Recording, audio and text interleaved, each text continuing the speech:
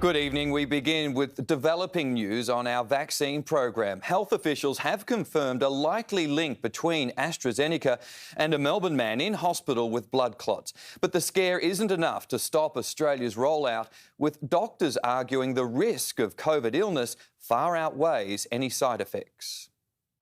From Box Hill to Europe, medical eyes again on AstraZeneca's COVID vaccine. The Melbourne man with blood clots said to be recovering well. It is likely that the case reported yesterday is related to the vaccine.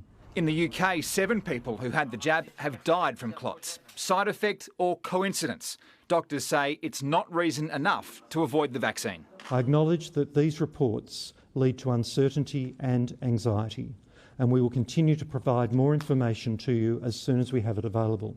Stephen Parnas, the former Medical Association Vice President, says we must put our faith in the Therapeutic Goods Administration. They have not let us down now, and they are not going to let us down in the future. Dr Parnas took the Pfizer vaccine, his daughter AstraZeneca. He says the risk of COVID illness is much higher than that of a possible vaccine reaction. If there are 1 million 40-year-olds who get this rare case of clotting, maybe 4 will die. If there are 1 million 40-year-olds who get COVID, then 1,000 will die. Around 30,000 Australians develop blood clots every year. The Netherlands has paused its AstraZeneca program for people under 60 after a woman who had the vaccine died.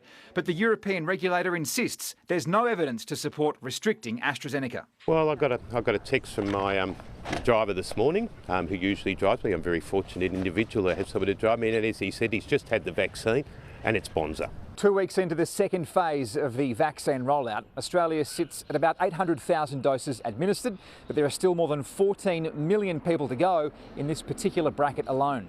Doctors say the rollout is still being held up. There is a lot of frustration, and I think that's because everyone wants to help. Everyone really wants to get in there and do it, and we're just not quite at the number of doses yet, but I think in another month or two we'll find that frustration will settle. Blake Johnson, 7 News.